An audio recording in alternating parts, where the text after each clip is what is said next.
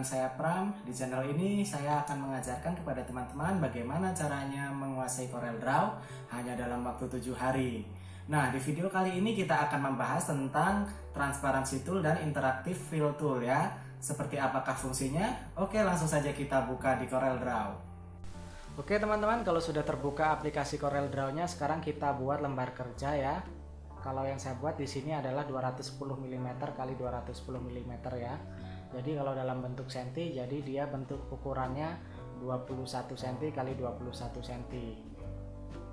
Oke, kemudian kita akan coba langsung praktekkan transparansi tool dan interactive fill tool ya. Ini adalah transparansi tool, kemudian ini interactive fill tool. Pertama kita akan coba dulu pelajari transparansi tool. Kita akan coba objek berbentuk persegi panjang ya. Pertama ini, kemudian kita beri warna merah objeknya.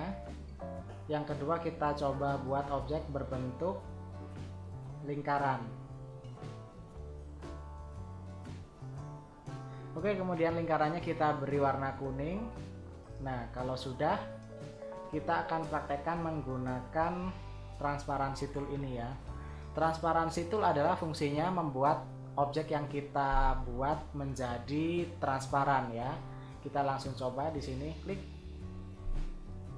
Kemudian akan muncul opsi di bagian atas ini ya. Uniform Transparency Tool ini fungsinya adalah untuk membuat seluruh bagian objek menjadi transparan. Contohnya seperti ini. Nah, sekarang kita bisa lihat ya.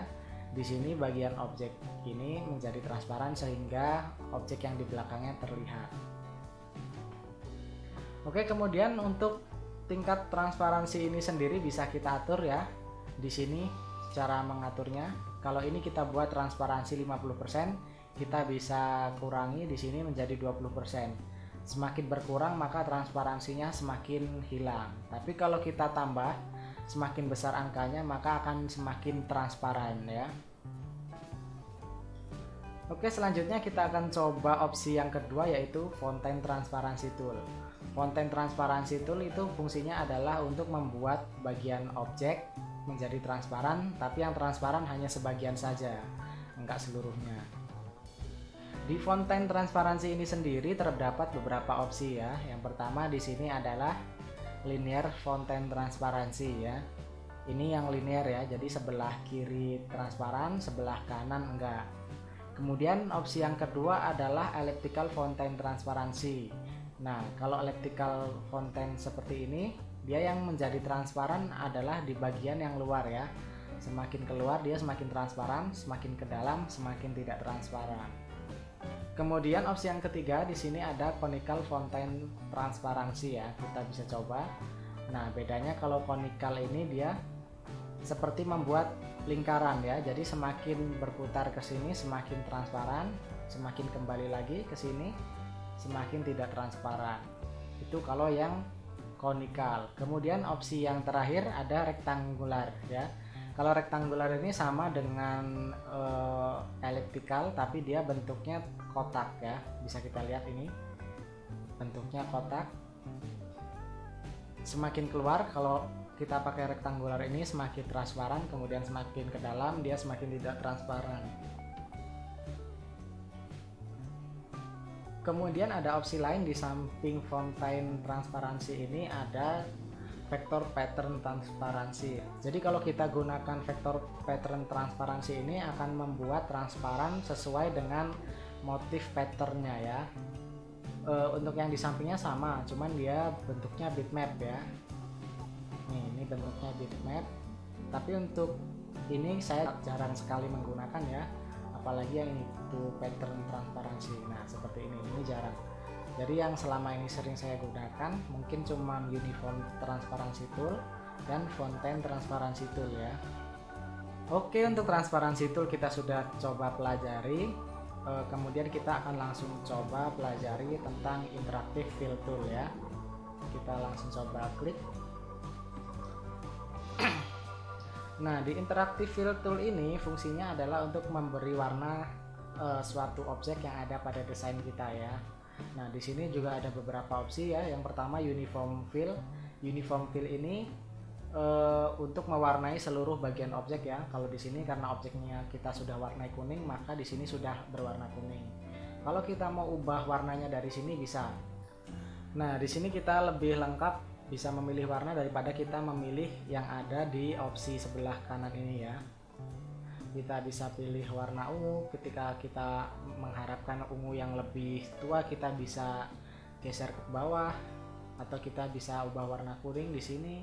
Kalau mau lebih tua, makin ke bawah, makin terang, makin ke atas. Nah, seperti itu. Oke, kemudian di samping uniform fill ini ada fontaine fill ya. Ini hampir sama dengan fontaine transparansi tadi. Jadi fontaine fill ini fungsinya adalah membuat gradasi warna. Misalnya dari sini adalah warna kuning, semakin ke sini warnanya jadi warna putih ya. Nah, dan dua warna ini bisa kita ubah masing-masing. Misalnya yang ini, yang warna kuning mau kita ubah warna biru. Kita klik aja kotaknya di sini, nanti akan muncul seperti ini opsinya. Kita bisa klik di segitiga yang ini. Nah, kita bisa atur di sini. Misalnya mau kita ubah jadi warna biru, nah seperti ini. Begitu juga yang di warna putih ini, kita bisa ubah juga. Seandainya mau kita ubah jadi warna kuning, tinggal kita pilih opsinya sama seperti tadi.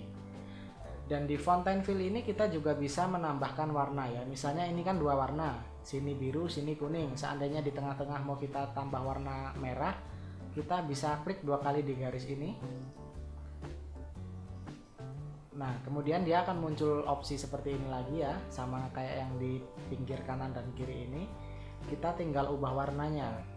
Kita kasih warna merah. Nah, seperti ini ya. Jadi untuk membuat objek yang warnanya bergradasi, kita bisa menggunakan fontaine fill. Nah, di sini juga ada beberapa opsi ya untuk fontaine fill ini. Ini yang linear. Bentuknya sama dengan transparansi tool tadi, jadi saya tidak perlu jelaskan lebih banyak lagi ya.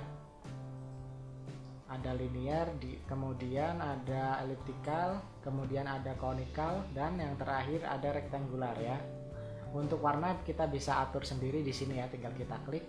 Seandainya teman-teman ingin tambah warna lagi, tinggal teman-teman klik lagi di sini. Nah, ini bisa kita buat jadi 4 warna dan seterusnya. Oke, di interactive fill tool ini juga saya hanya sering menggunakan dua ini saja ya untuk membuat gradasi.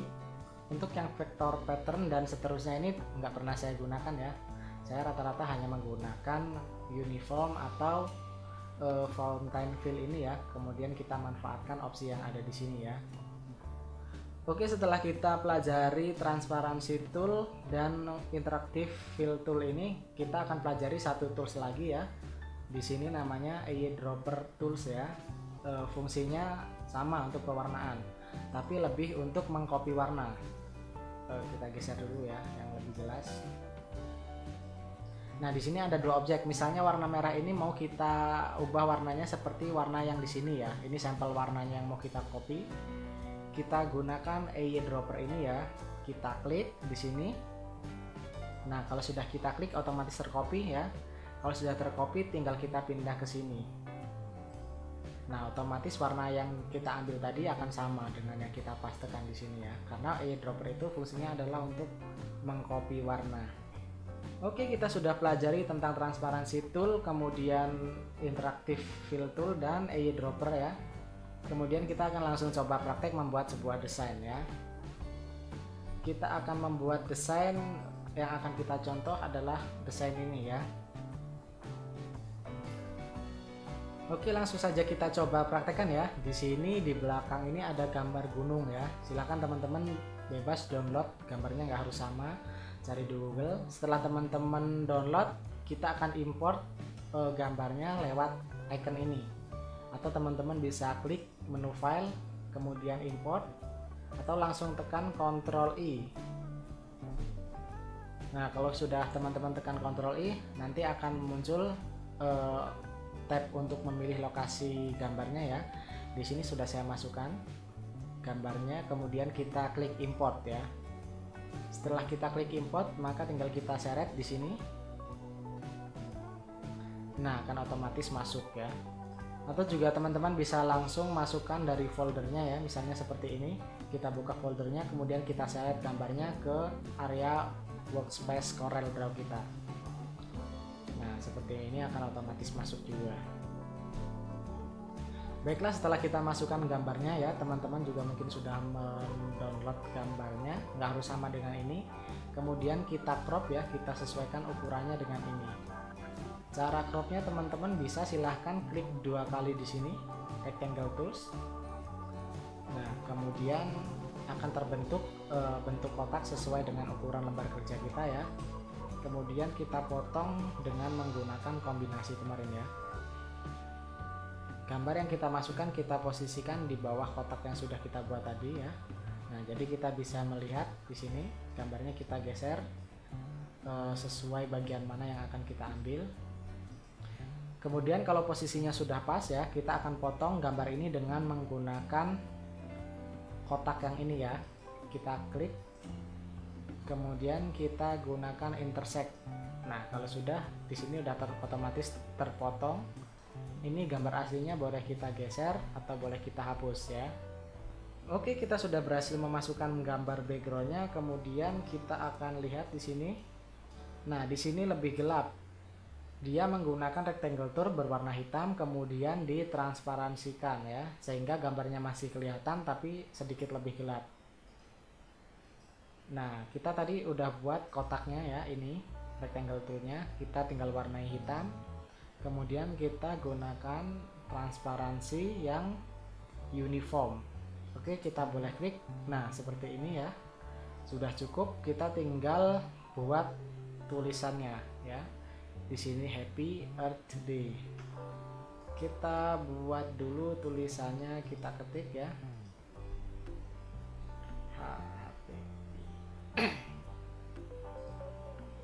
Nggak kelihatan ya karena masih warna hitam. Kita ubah warna dulu, nah jadi warna putih. Kemudian kita cari huruf yang tebal seperti tadi, kita ganti jenis hurufnya ya. Kita ganti jenis hurufnya dengan menggunakan jenis huruf impact ya. Nah, hampir sama. Kemudian kita perbesar lagi ukurannya, kita posisikan di tengah. Kemudian di bawahnya ini ada tulisan Earth tapi di dalam kotak ya. Kemudian di setiap hurufnya ini backgroundnya masih terlihat. Ini berarti kotaknya ini kita bolongin, kita potong dengan tulisan ini ya. Oke, kita masih bisa potong dengan yang kita pelajari kemarin, kombinasi objek ya. Pertama kita buat dulu kotaknya, kemudian kita warnai putih. Kemudian kita ketik,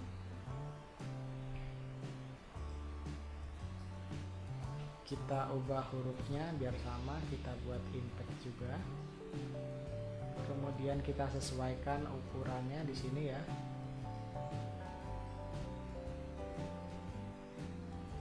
Oke, kita posisikan di tengah-tengah. Kemudian ini terlalu panjang, kita bisa pendekkan. Tulisannya agak kita kecilin dikit. Oke, kalau sudah kita bisa melubangi bentuk kotak atau persegi panjang ini dengan huruf ini ya, biar backgroundnya nanti kelihatan. Caranya kita klik, kita gunakan kombinasi objek, tapi yang kita gunakan adalah back minus front ya, jadi yang belakang kita hapus dengan tulisan yang ada di depannya. Oke, kita coba. Nah, langsung hilang ya. Tapi di sini masih ada outline-nya, kita hilangkan dulu outline-nya.